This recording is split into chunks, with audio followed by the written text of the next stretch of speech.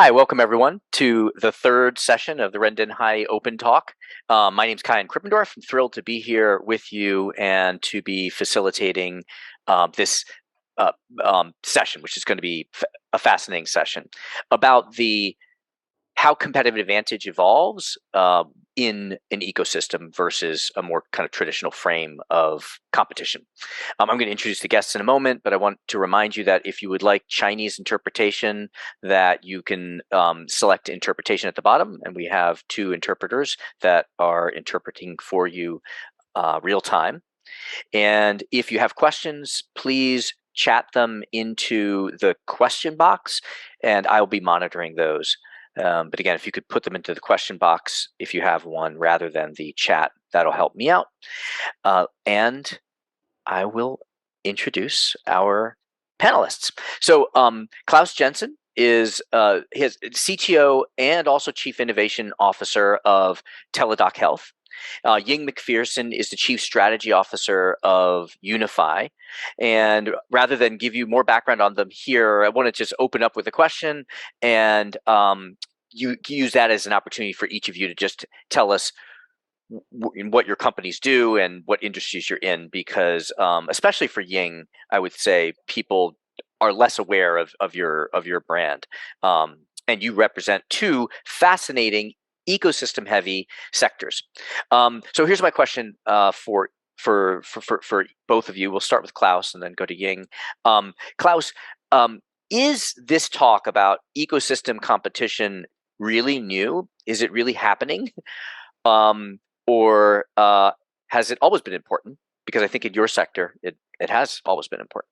So it's an interesting question. I mean, I could give a 2-second answer to not what you're looking for, to say no, it's not new.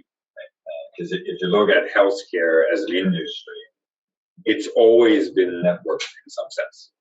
I mean, certainly for the last 100 years, as you got to the point where you had higher and higher levels of specialization, and you have different players like employers, health insurers, different kinds of experts.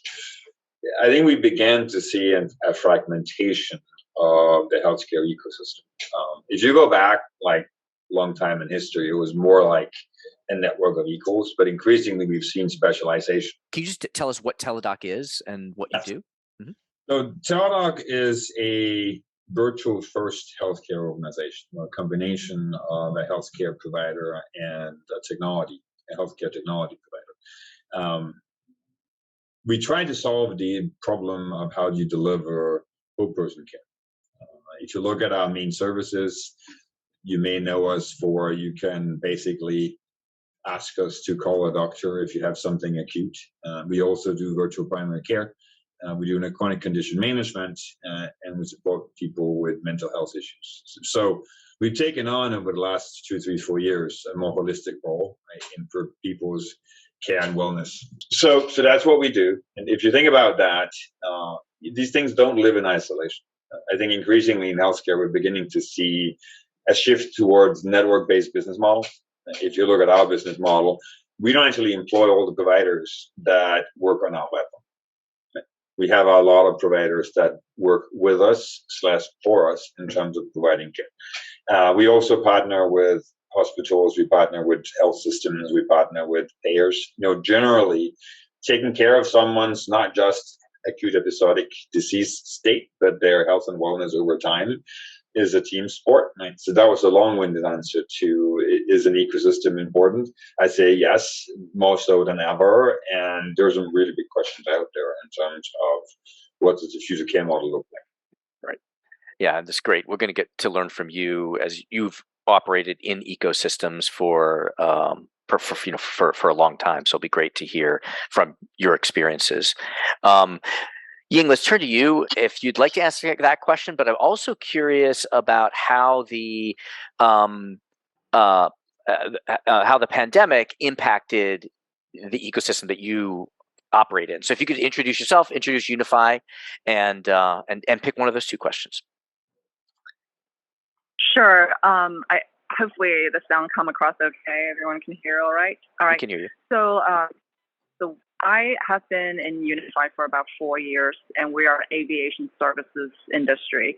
And I think just elaborate from that, a lot of people kind of have a different various definitions when we talk about aviation services. So in simple terms, we operate in and around airports.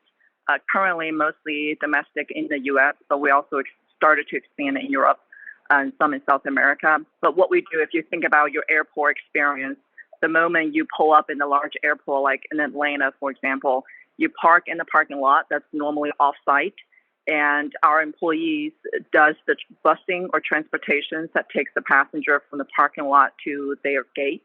Once you get to the gate, you have SkyCap that then handles all the baggages for you, agents at the ticket counter.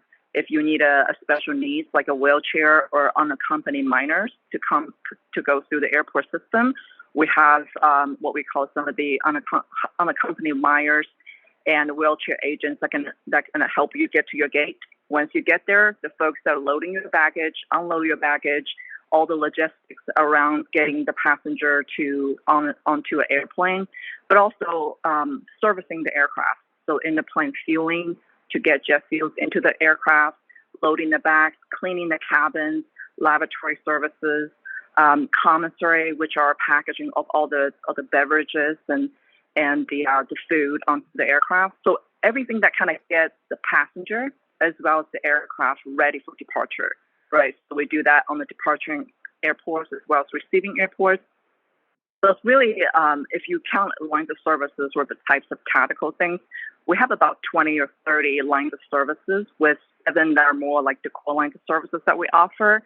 But everything we do is human capital services or intense services in and around the airport. So that's kind of in a nutshell, in simple terms, what the company does. The history of the company came out of really a legacy airline carrier. So we started in 1996 under the brand of Delta Global Services, which was a subsidiary of Delta. 4 years ago, it was acquired by a private owner. So we're now completely separate from the Delta Airlines, and that's the space we operate in. So that's the company. And coming back to your question around the ecosystem, if I think about the last 4 years, it's really completely disrupted in a way that in the past, pre-pandemic, we operate in the services, and there's a ecosystem within the services provider space. Even with Amazon coming in, we got a little bit of disruption when we start competing with the cargos and Amazon that also tap into the hourly workforce, and that's the core of our business.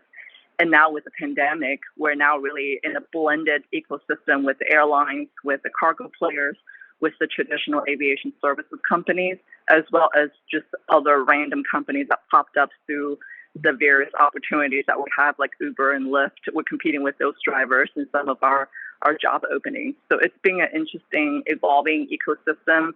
And I think it's still evolving at the stage that we haven't gotten to a stabilized eco platform or ecosystem yet. But that's something that we're all waiting to see what happens next. Got it. Yeah. And just to give a sense of your scale, do you have a number of employees or something like that you can share with So us? pre-COVID, we're still operating in about 210 airports. So that covers most of the large-size commercial airports in the U.S. We have pre-pandemic 30,000 employees. We're now at active employee count of 25,000. We still have a couple more thousands to go to get back to the pandemic level. But one nuance I wanted to add to that is in our industry with the minimum wage or slightly above minimum wage hourly workers, our turnover rate historically has been in that 50%. We're now at the 70%, just given the type of nuances we have to work through. So if you back calculate that, we touch about, on average, on an annual basis, 300,000 employees through our system. We retain about 25,000 on a more steady basis, but we definitely do quite a bit of onboarding and training, and it's a machine that constantly, onboard and train and exit people, unfortunately, at the same time. Yeah. Oh my gosh. That's operating in. Training and onboarding at scale. Those are shocking numbers. Great. Well, thank you for sharing. So, you both are big players in big ecosystems with all of their codependencies. And so my next question is this then. how does behavior of a player in an ecosystem or a company in an ecosystem, how is that company's behavior different, if it is, than a company that primarily operates in a traditional structure? Klaus, you have any thoughts on that? Well, that's a big question. I'll give you some stats as context, the same as you did. For instance, if you look at our business, we have about 6,000 employees, but we have 20,000 clinicians that are not employed by Teladoc that work with us. We have about more than 20% of the U.S. population as members. You can do the math on that. That's actually more than most of the large insurance companies. We do somewhere around 20 million visits every year. And we have hundreds of millions of data points from digital interactions with our devices, apps, etc. So it's by its definition and by its design a very, very different sort of business operating model. It is not an operating model where you can control a supply chain end to end. I talked a little about the difference between a network-based business model. This is very much a network-based business model. Right? We can't, and we're not even trying to control the supply chain end to end. I think one of the things that has to be different in your behavior is if you are in a networked environment, if you're running a ecosystem-based business model, you have to focus on gravity. That's the word I use for it, gravity, which is it's your attractive force in the ecosystem. And it's an attractive force that we usually talk about in terms of how do we attract employees. But when you have a network business model, it's not just your employees. How do you actually attract the people that work with you that hopefully want to be on your platform? How do you attract the right kinds of partners? How do you generally reach a larger portion of the ecosystem? I don't actually think that you can successfully run a ecosystem-based business model without having a very clear idea as to what is your gravity attractive force. You may not call it that. Right? It's whatever you consider to be your secret something that makes people want to work with you. But as a generic phrase, I'd say gravity is not a bad analogy. What is the force that pulls in people to want to use your platform? Both your customers, your end consumers, and the resources that you need to make your model actually work. So gravity, that is what you have to do different. Fascinating. Yeah, I love that metaphor. And we're going to peel that apart then. How do we create gravity if that becomes a competitive advantage?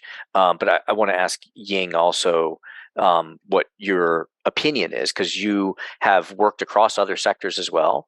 What does a company that primarily works in an ecosystem, how does that company need to behave differently than a company that works in a traditional value chain? Yeah, I think from my perspective, in terms of the response to that question, in the aviation industry specifically, there's a lot of pressure.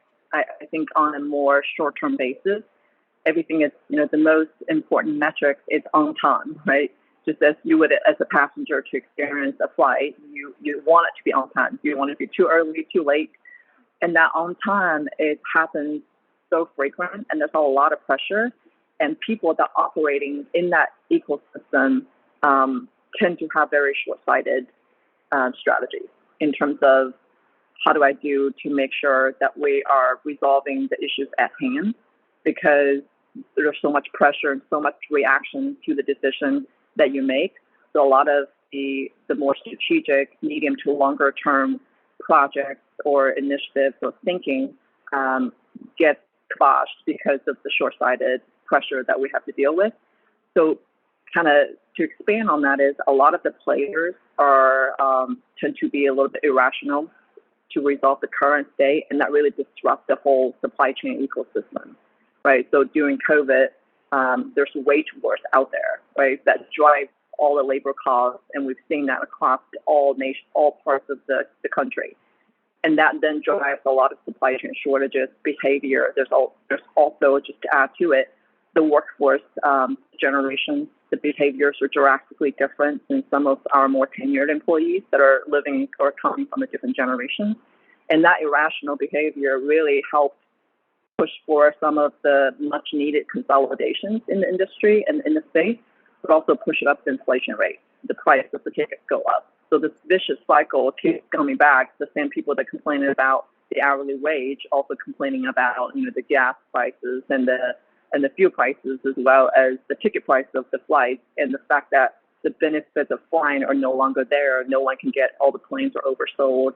There's a lot of logistics, the infrastructure that takes much longer term to really build a revamp to react to today's challenge. And that's being got to take for sure patched in different places that are not sustainable. So I think the players are, because of the industry we're in, are making a lot of irrational decisions, I would say. That's really causing a lot more disruption and consolidation in the space. Yeah, and you're competing against this giant pool of competitors, which are anyone that would hire the workers that you want to hire. So the erratic nature of of labor prices. Do you feel like that's exacerbated by there being this network ecosystem, and might it be more steady, more less erratic if there wasn't as much flexibility for in the ecosystem? I don't know if I'm making myself clear. Yeah, I mean, I think the way I kind of hear the question is it because that we're living in the ecosystem we're in today in the aviation services space, right, versus a traditional, more structured ecosystem? Perhaps things could be a little bit different. I would say the challenge are going to be in both, in different ways. I think with us, there's a lot more new player coming to the ecosystem, so the ecosystem is evolving, and I feel like not everybody realized how much change has happened. So one good thing that come out of this whole thing is, I think, for the right people in the right group with the right mindset, people are closer together more than ever. We're partnering with our airline customers and suppliers in a way that traditionally we would never do. So there's a lot more openness to change the way we're doing things than it was before. I think before it was things are doing good, so why change, right? A lot of the much needed changes got pushed out, but in today's environment, there's more people coming into the ecosystem and the leadership level. If I think about all of our customers, almost all of them have had a major leadership change in their company. So a lot of the old traditional thinking, there's more willingness to look at a new way of doing things. So I think that's one, but also in a traditional sense, I think things are changing both worlds. So I wouldn't put one versus the other. Okay. I think they're just different. Okay, got it. Class, I wanted to pivot this a little bit to purpose, and I think particularly in your industry, many people, or I would assume all people, but are driven by purpose.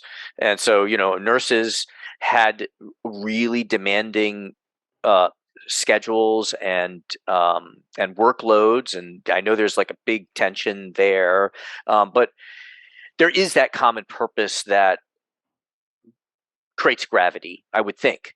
So what do you think the role is of a social purpose? I actually think we're talking about different kinds of purpose. I'll get back to purpose. But I think that's the purpose of existence for an organization. That's actually very prevalent in healthcare. All companies, all organizations have strategies. It's just part of what you do to survive long term. But a lot of healthcare organizations have very strong institutional purpose that represent what is the fundamental belief that makes them exist. In our case, our fundamental belief is it's time to change whole person care for the better. We've got opinions on how to do that, but that is the fundamental belief why the company exists. Used to work for Memorial Sloan Kettering Cancer Center. The fundamental belief is cure cancer. So many healthcare institutions have these fundamental beliefs that represent their reason for existence. It's a little bit different than the social purpose. The two often go hand in hand, but they are distinctly different. The social purpose is more associated to the how. How are you fulfilling your existence purpose in terms of being social, focusing on equity, removing barriers to cost of care. There's all kinds of stuff you could do in healthcare that are related to your social purpose. I do think they go hand in hand and they need to be aligned, but I think they play out slightly differently because the first, your purpose of existence drives your decisions in terms of how you show up and interact with the ecosystem. Super important. We talked about it in the beginning of our conversation. Your social purpose is more about how you work with people. So how you work with your employees is the typical one. I mean, your social purpose motivates the employees. I would say increasingly in ecosystem-based environments, it's not just your employees. It actually drives part of your reputation. And in some cases, could even be a committed differentiation.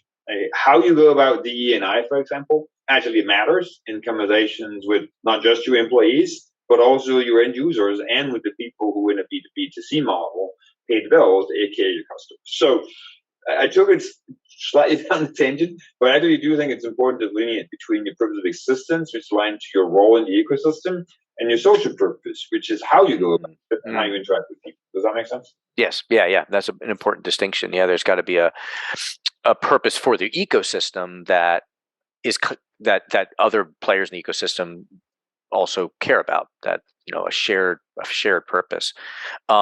Ying, how about you? The same question. Is there, have you seen, do you feel like the role of purpose is more important, and how do you do that? Because you recruit a lot of people, and they certainly come for compensation and salaries, but is there a role for for purpose?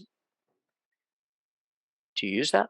I think absolutely. I think for where we operate, purpose is the number one thing.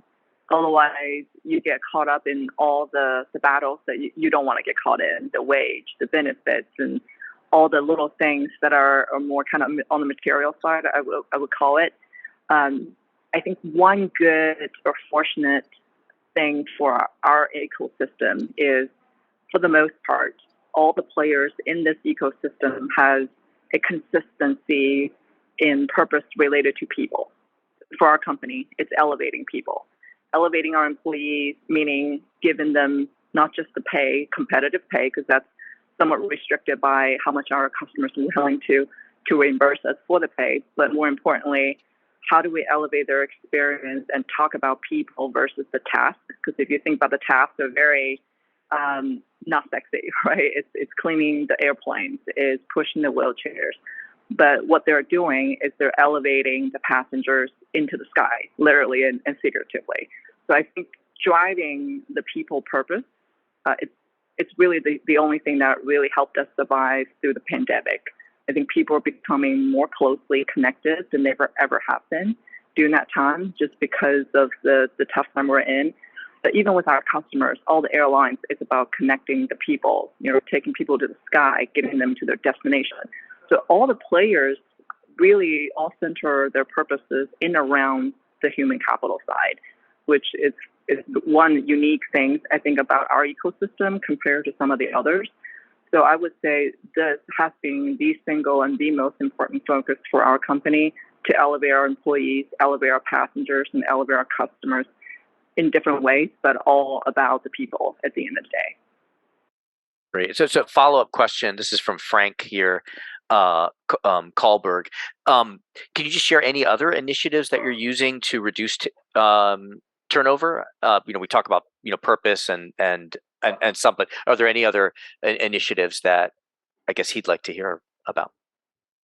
Yeah, so we've tried quite a bit, actually. We've done something that kind of out of the box. We've done car raffles where we give away cars. This is all hourly employee. Again, the premise is just to go back to that point. These are hourly employees across the nation, right?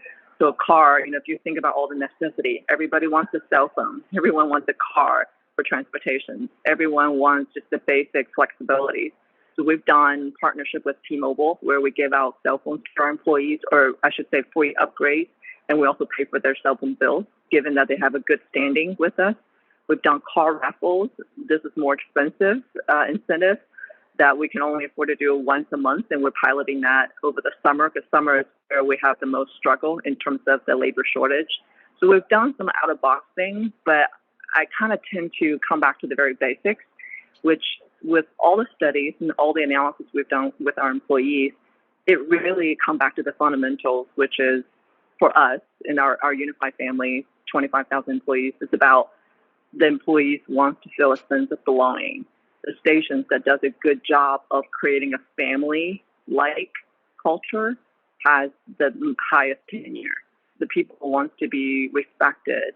Our employee base are super diverse, which makes things easy and hard at the same time. Easy from the sense that there's a lot more things you can approach, and there's a natural diversity within the group. So you are not kind of bound by the traditional sense on what people want, but hard or challenging, I should say, in a way that not one model fits all. Each location has its own unique demographics and culture, so to speak. So we have our core values as a company, but we allow the local stations to be flexible in how they create or spend the core value in their own way that makes sense for that location. So training of the frontline leadership is really the most important piece and gives them the flexibility to create their world, right, within their authorities and their environment. And that's worked really well for us because you can't boil the ocean, and we have 70% attrition. So it's the moment you got someone up to speed, some, by default are going to trade out for different opportunities. So it's all how do you make it sustainable? And it really comes down to the frontline leadership. We spend a lot of time and energy to slow down and train those folks and train them right, both from the technical side and more importantly on the soft side, which is how do you speak with different generations? Because the millennials operate completely different than the baby boomers, and we have multi-generation workforce out there in some locations. And how do you become a leader? Because that's a class we don't offer, right? It's all about training to get your job, but not how to train to manage the clientele or the labor force that you have. So that's been, I would say, that the most rewarding in terms of investment and return we get from that investment. Thank you for sharing that. That's very, very helpful and applicable. So many questions that are coming up that I want to get to, so I'm going to jump around just a little bit. This is from John here, which he asks, what would be the most important factor to compare ecosystems in the same industry? For example, would a communication protocol be a factor to compare ecosystems? So I'm thinking what I understand that to mean is if we want to look at how healthy an ecosystem is, what would be the factors that we would use to judge to judge, I guess, the health of the ecosystem. What do you think, either of you? Maybe Klaus, since you spoke So earlier. There's a couple of ways of thinking about the question. I think both are meaningful. One is, what is the health of the ecosystem itself? And then what is the health of your role in the ecosystem? I kind of like to look at things from different perspectives. I actually do think those two go hand in hand. I think the health of an ecosystem would be things like, are there understood lines of communication? Is there a shared understanding of resources and the value of resources? Are there clear centers of gravity that orchestrate and organize the flow of resources and value across the ecosystem? Do you have a defined ecosystem structure? It could be hub and spoke, could be true network, but is there actually a shared understanding of what does the operating model structure of the ecosystem as a whole look like? Those are the kinds of things I'd be looking for to see, is the ecosystem healthy? There's a lot of others I could put into that, but these are some of the things I would expect to see.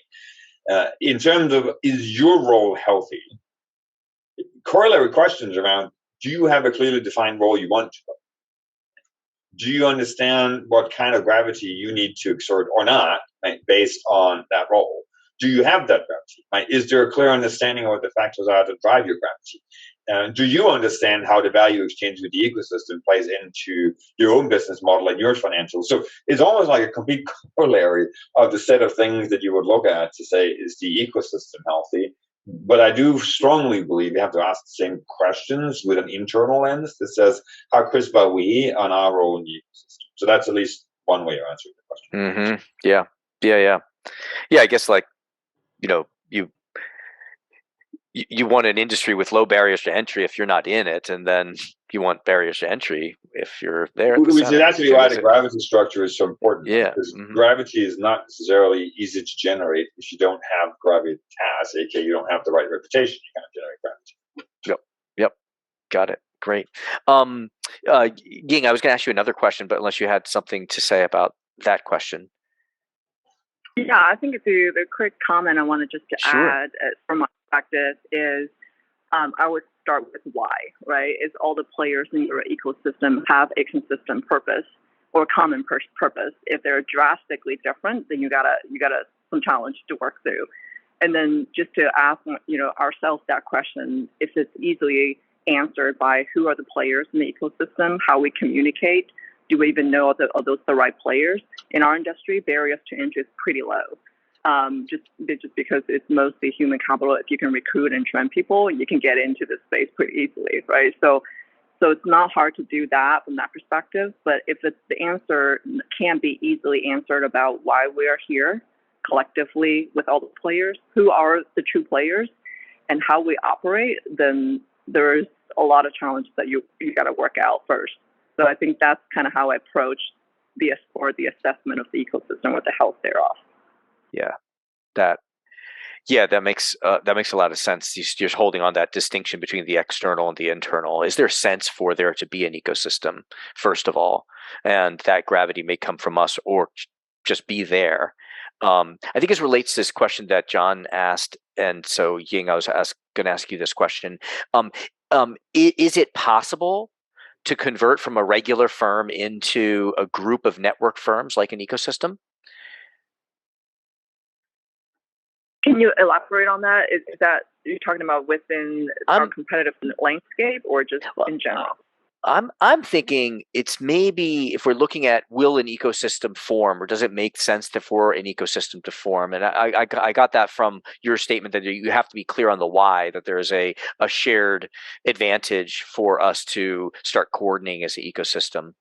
I think what I'm reading into this is you're a firm operating as a, I've got inputs, I've got outputs, I sell to a customer, and now you're saying we need to work within an ecosystem, or we need to create an ecosystem. Yeah, I think we, in that specific example, in that setting, we created our own ecosystem. One of the partnership we did is we have, in our workforce, we have different types of people come through for different reasons. You have people that want to really love the aviation space and they want a career into the aviation. Ideally, they want to work for airlines, but for some reason they couldn't get in, so they come work for us. We have a natural attrition into our customers, which is okay. What we created is programs where we're partnering with our customers that, hey, let's not compete with people, and there's some people that may not be qualified now, but qualified in the future state.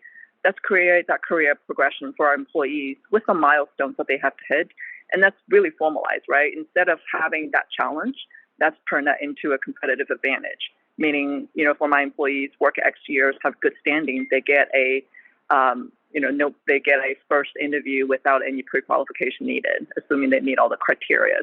So that we have, and helping our employees get to where they want to go, and we don't resent from it because it's short-sighted when you just wanted to hold as many people as you can, because they're going to leave you anyways for different purposes that they want to do. So in that sense, we disrupted, so to speak, some of the ecosystem players and how we play in there. And we create a mini ecosystem within that recruiting and career progression space for the hourly employee from their perspective.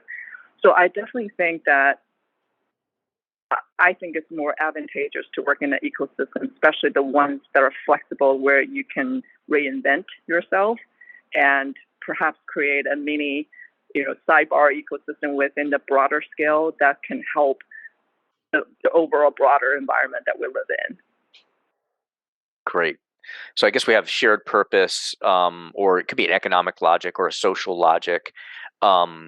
This question, I think, builds on this. Is from Frank Kohlberg again, and Klaus. I'm wondering if you maybe have a thought on this. Is how big does the ecosystem have to be? Is there like a critical mass point in which there's sufficient scale for an ecosystem to exist, or does it depend on too many other factors to say? That's a good question. I don't actually think it's about. I don't think it's about geographical or logistical or number of whatever participants kind of scale. I'd probably say there needs to be a sufficient amount of material value exchanged. If you think about at the root of most ecosystems is some kind of platform. But what a platform does is it facilitates the exchange of value between two other parties, generally. I mean, look, there's the degenerate case where you're one of the parties, but in most cases, right, a platform facilitates the exchange of value between two parties. If that value is large enough, you have an ecosystem construct because there's enough value thrown into the system, right, to keep it running and generate it. There are examples where if you take just work for a financial institution, right? The way that you do the financial transactions, so very large scale shipping transactions, that's an ecosystem construct. There are a lot of players. There are these banks that specialize in it. They have a platform that facilitates it. There aren't very many transactions, and there are very, very few payers. But you're talking about payments that are like hundreds of millions of dollars. Right? So the value is big enough that can sustain the ecosystem. Most ecosystems-based business models have odd value change, or non-standard value change compared to how you think about it traditionally. We tend to think in terms of you either have a B2C business or you have a B2B business. The ecosystems are neither. Right? By definition, they're not B2C only because there's this exchange of value between multiple parties facilitated by a platform. They're not B2B because now you're missing the end user of the value. There are degenerate cases. In most cases, they're not actually B2B. So you're defaulting to some kind of B2B to C kind of construct. But even that is a flawed analogy, right? Because many of the ecosystems are not actually traditional B2B to C. The traditional B2B to C is I sell something to another business that sells something to an end consumer. Take healthcare. That's not actually how it works. The way it works is I sell something to a business partner. Right? This is a Teladoc statement. Where we sell our solutions and services to employers and health plans. And then we have to sell again to their employees and members, which is often a direct integration. So it's a B2B married with a B2C, married with another either B2B or B2C, depending on how you look at it, because we also sell to the providers that are participating in our platform. So it's not a B2C, it's not a B2B, it's not even a B2B to C. It is this weird combo of a B2B thing, a B2C thing, and a B2 something thing that makes up healthcare. And that's a fascinating thought. And I actually think that's at the heart of many successful ecosystems. They break the mold of the traditional business model because it's by definition networked, and it's about the exchange of value between multiple parties. Mm-hmm. And then, I guess you probably said this, but what I thought you were going to go to is you also have co-delivery. So it's B2C, B2C, but at the same time, and that even though they're not in my chain, right? They're part of the overall experience. And in the end, if the experience is not right or the value perceived is not right, the ecosystem is going to collapse because people don't want to participate in something they don't feel they get value out of, be that monetary or some other kind of thing. Got it. Yep. That makes sense. Yeah. And I could see how that was going to require a different mindset that probably has all kinds of other implications. Ying, let's go there. What do you think we've heard through today's sessions and through other sessions that the Business Ecosystem Alliance has organized, that there are certain mind shifts that we need leaders to make in order to be effective at making the right choices or letting their intuition lead to the right choices when operating within an ecosystem context. Things like letting go instead of controlling, things like generosity, things like, and I think Klaus was sort of talking about this here a little bit, was instead of products, experiences. So what do you think, Ying, are some of the main mindset shifts that need to be made? Yeah, I think for me, just to add on to that, is we are operating, I think there's a lot of external factors that have happened that we've never experienced in the past, but also lots of, I would call it generation-related factors that we're not used to. Today's environment, and we don't know how long it's going to last. Maybe it'll last forever. Maybe it will be just a temporary phase that we're going through. But in either case, everything we're operating today requires a lot more flexibility that the traditional infrastructure just cannot stand or provide the level of experience, using that word, right? Everything we want to do is the speed at which it's expected. It's a lot different than it used to. Used to be, even using the Amazon example or ordering product online, it's okay to have a 2-week delivery time. Well, now that's unacceptable. In fact, if you are taking more than 2 days, it's people start second guessing or start looking at alternative options. So I think at the speed we operate and the level of experience and also how we define experience is very different. To most of the younger generation, the experience is speed to a product or to the end result. Whereas traditionally, it's more quality. It's more about the level of elevated experience that they get versus the speed, and they're okay with the slower speed. But that's not what people value anymore, especially in aviation. On-time delivery, precise on-time delivery is more important than ever because it really, everyone started to manage their travels in a much shorter. It used to be you get at least 2 to 3 hours layover time. Now it's expected within an hour you can make another transition flight, right? So minimum ground time, it gets shorter. Everything gets expedited, but the whole infrastructure is not up to speed. So I would say from that perspective, on the ecosystem side, I've seen ecosystem operate as small as possible or in the much larger organization. So I think it exists. It doesn't really require a massive scale to be able to create one. There are many examples of a great small ecosystem operating just fine. But I would say the more challenged piece is the speed at the pace that the ecosystem is evolving. And the level of expectations and the ability to adapt to that speed and building the right infrastructure that doesn't just focus on today's needs, but anticipated future needs and whatever that may be, and be okay to let it go from a cost and infrastructure standpoint because it doesn't work. Mm-hmm. Yes. Yeah, that's. But Klaus, what do you think? We're talking about mindset shifts, and Ying, which you described, sounds a lot what I've heard you talk about before, is the need for speed, precision, and the kind of level of expectations versus the infrastructure that we're building on. I do think speed matters. The right speed, and you talked about it. It's not an absolute. It's relative to what's the problem you're trying to solve. There's a fundamental shift in mindset from goods to experiences.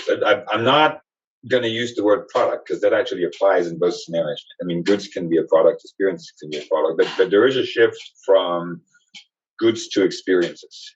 I think one of my favorite examples that I discuss with my own team of that kind of transformation is take a company, Disney. They went from producing movies, which is a goods kind of story, to actually movies are now one component of this overall Disney experience, and they've expanded into tons of other things. So to me, one of the most important mindset shifts is that, right? Shifting from goods to experiences. And that actually has an interesting effect on how you design the internal delivery organization that produces the product.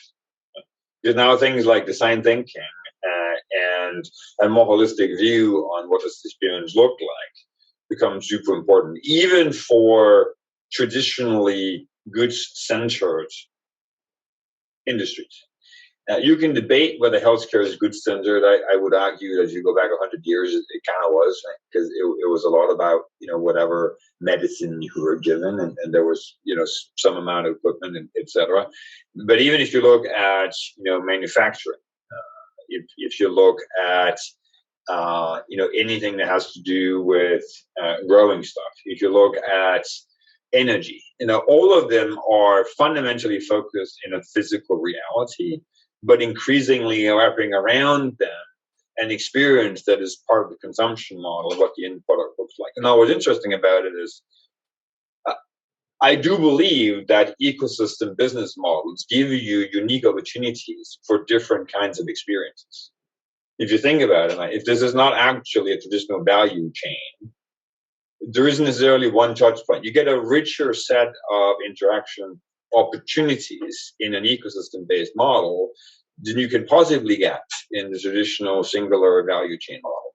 And interestingly, many of the ecosystems are evolving to take on almost an ambient status for the experience, right? The more you can make people unawares so that they're just unconsciously competent about living in the ecosystem, the stronger the ecosystem is. And you can look at some of the digital ecosystems around us. They've gone a long way towards just having something, some kind of experience and service be a fundamental part of your life. That kind of value and experience gets unlocked to ecosystems in a different way than they get unlocked to traditional business models.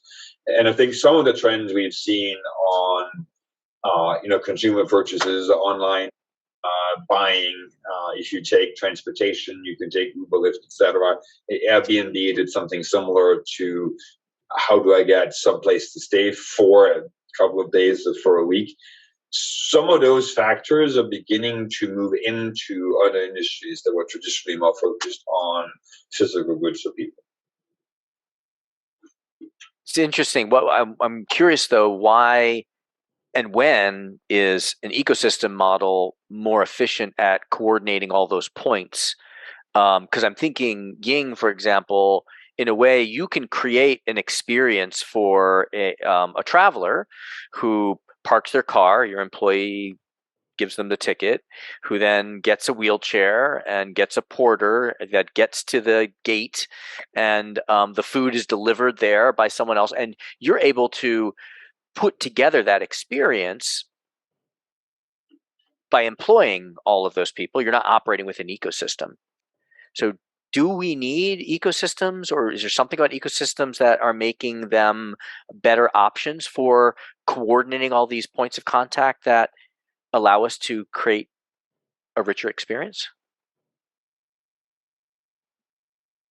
Yeah, I think I would call in mostly turnkey solutions where you're able to do all the above and create a consistency of the experience. So it resonates with people, that works.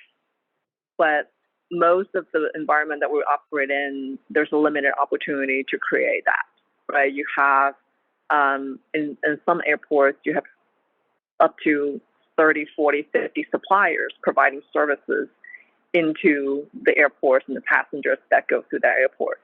So to create, in that case, it's difficult to have a consistency. And I think that's where there's a lot of, in fact, I'm at the Airport Alliance Council conferences this week, and that's the precise reason that these networks are being created, so that we are all working towards a common goal. There are different contributors and players in different locations. Some locations are easier, smaller ecosystem, less player, maybe more efficient. In some large airports, there's so many players that it's very inefficient.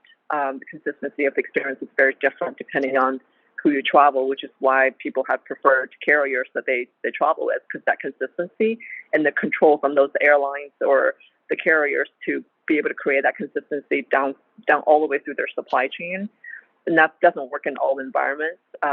I think there is merit in having the ecosystem and efficiency of the ecosystem to create the right common purpose for all the people that operate in. But that model may be in a more simplified version, depending on the airport sizes and the complexity of the environment that we operate in. I think that's exactly right. The supply chain model is based on an assumption of control. But if you have a scenario where you can't have end-to-end control for one reason or another, you have to, instead of control, talk about influence. And that's an ecosystem construct by definition. And now it will be the ease of participating in the ecosystem and ultimately your gravity that defines your success. I think it was well put. Yeah, I mean, and it points us towards a couple questions here, which is really around like how do you define success, or how do you know if you're successful, or how do you measure success? Like, is there a measure I'm thinking, and you could list this differently, but is there a measure of gravity that we bring? Is there a measure of value that we contribute and extract? Like, how do we, what do we measure? Either of you have an idea? Those would be my two choices. I mean, what is the value generated and what is the gravity exerted would probably be my two key KPIs. And look, there's no book out there that defines what are the key KPIs for an ecosystem, but I'd probably pick those two. I mean, you might add some, but those two for sure. Right? The amount of aggregate value created that you couldn't create without the ecosystem, and the measure of, did I apply the right kind of gravity to the things I wanted to with the right strength? You know, interestingly, your definition of winning sort of changes in an ecosystem. You kind of implied it, because there are many more ways of winning in an ecosystem than there is in a non-ecosystem construct. There's a limited set of traditional ways of winning as a business. In an ecosystem, there are way more, right? All the way from being just the enabler to being one of the end user consumption suppliers to everything else in between. Right? So the range of your strategic choices clearly grows. And so you need metrics that are fundamental to ecosystems. I think you need the two most important ones. And you add to that whatever set of metrics are appropriate for your chosen strategy and how to succeed in the ecosystem. Gotcha. Yeah. Fascinating. The one gentleman that we interviewed for this series, Ben Gomez, he has these 3 rules. 1 + 1 has to equal 1, which is the ecosystem has to be able to coordinate itself and act as one. 1 + 1 has to equal 3. Me working with you has to create more value. And then he had this other one that was 1 + 1 equals 1.3 plus 1.7, or 1.6 plus 1.4, which was basically that the pie is divided in some way.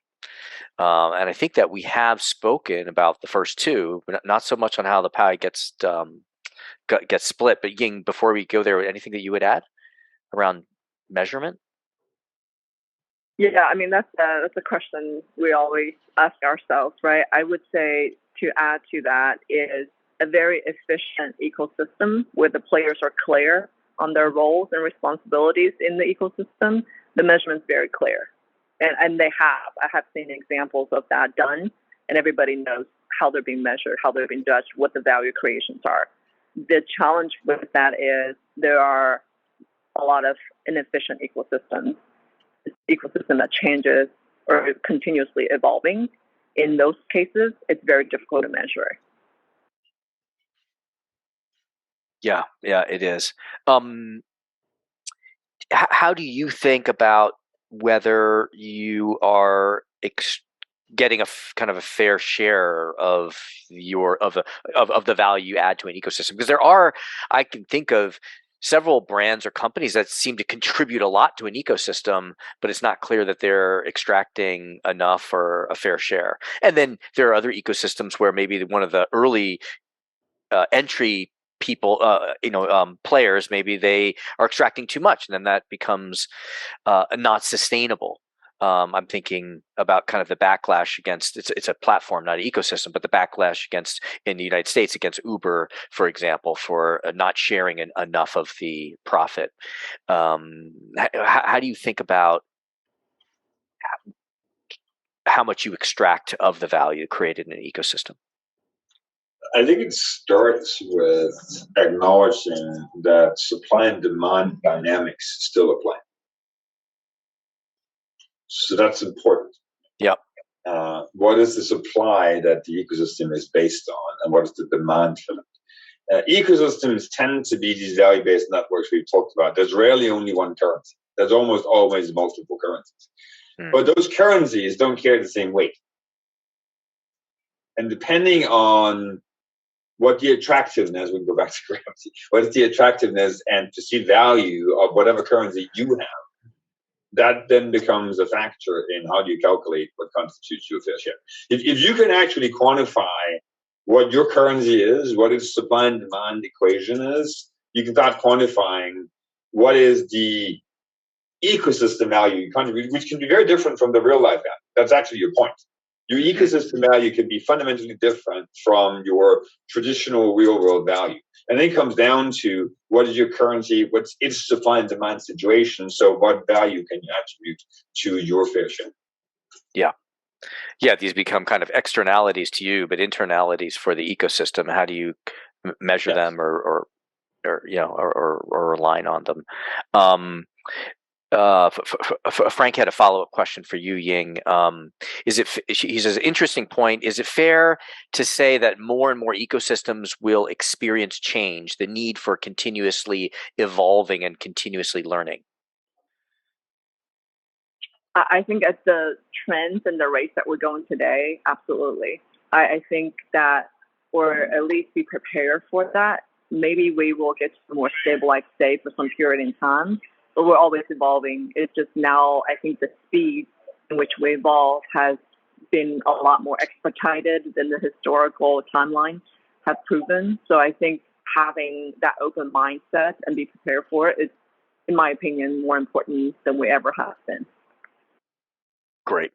So I've got so many questions here, and there are more questions coming in. I think we've more opened doors as much as just peeked inside some doors, and there was so much more to cover. But we are reaching the top of our time, so I'm going to close by asking each of you: is there something that you wanted to get asked that you didn't get asked, or something that is important to say that you didn't get to say? What is that? What would you like to leave us with, Klaus?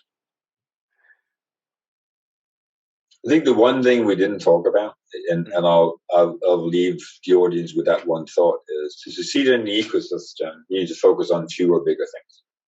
That has always been the case, but it is more true than ever in ecosystem type business models. Great. Fewer, bigger things. Is that what you said? Yes. Yes. Great. Thank you. Ying? I would say have the courage to lead the change in the ecosystem that you see that's inefficient.